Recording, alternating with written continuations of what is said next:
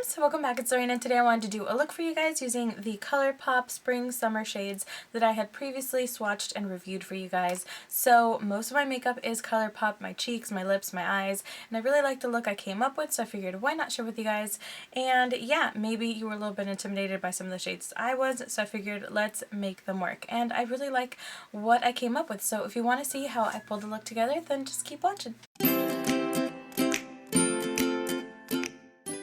Okay guys, so I started with my NARS primer and the shade Glow, and I just want to clarify that while I did try to focus on the spring summer shades, a lot of these were just ColourPOP eyeshadows in general that I have in my collection.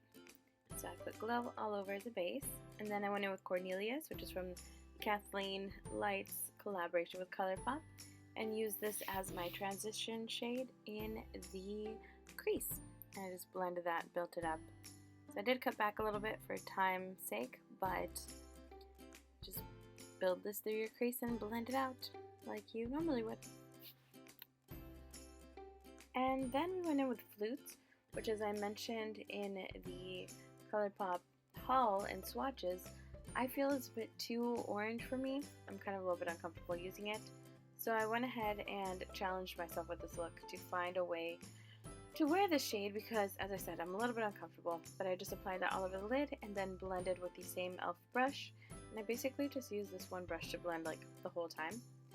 Then I went in with Farrah, and this is just a nice deep warm brown, and I focused this on the outer third of the eye, just basically the outer corner.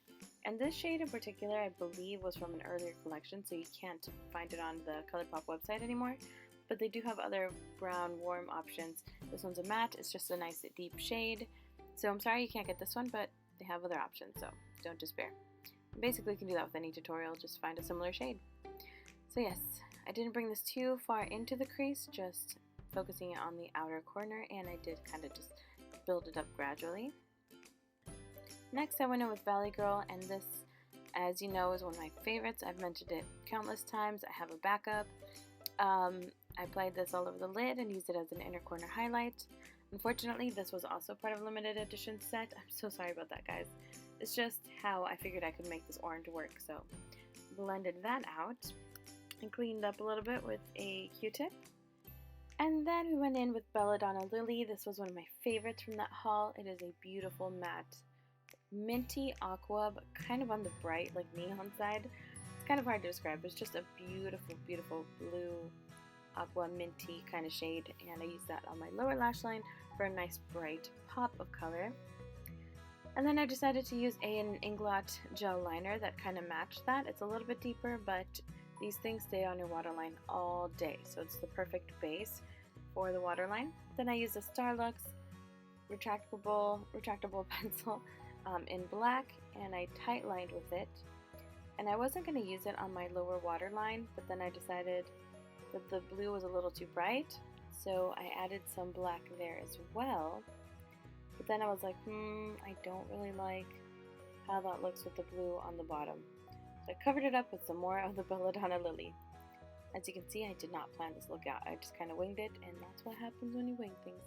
But I do like the way that layering all three of those shades kind of enhanced them a bit, made it a bit deeper than the blue underneath the lashes, just the tiniest bit, just a little.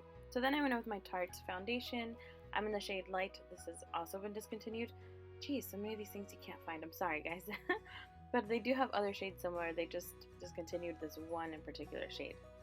And use my Real Technique sponge to apply that, as always. I've actually been using this foundation a lot this month. It's kind of crazy because I almost gave it away.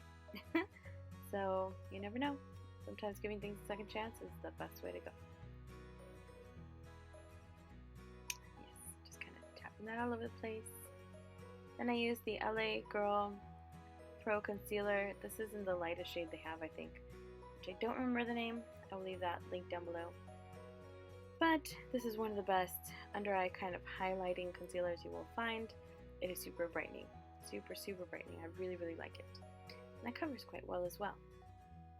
So there you have it. And yes, I do make weird faces pretty much anytime I touch my under eyes. And as I mentioned before, I can't do my liner on camera, I have to be really close.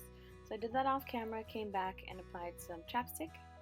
And then I went in with bronzer. This is Paradise Cove from ColourPOP, and I'm pretty sure this is, you know, one of the standard ones you can get on the website. I don't think it was limited edition is my main point. But yes, it's just a nice subtle bronzer. I don't normally even bronze, but I figured why not.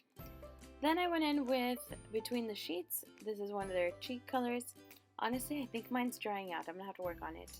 But it still worked really nicely, and I like the way it combined with the shades I have on my lids. So I just kind of built that on the cheeks. And it's actually a really pretty, like, peachy shade.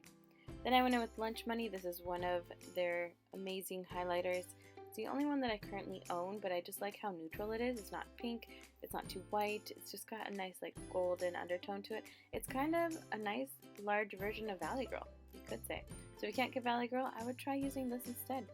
Probably could dupe it, actually. So next we set everything with the MAC Minerale Skin Finish in medium. As you guys can see, I don't swish my brush around, I just kind of pat it on so as to not move the product underneath, and it works pretty well for me that way.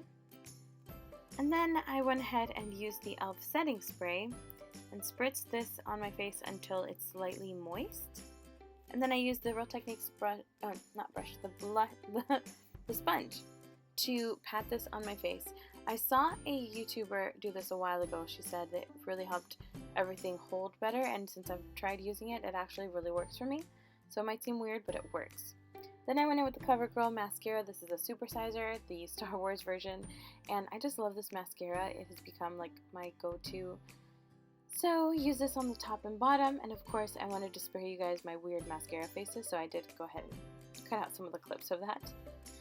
And then for the first lip choice, I went in with Spritz, and this is just a nice bubbly kind of pink. It's really, really pretty. You guys saw me swatch this in the video of the swatches and stuff, but I really like it. I just thought it was a little too pink.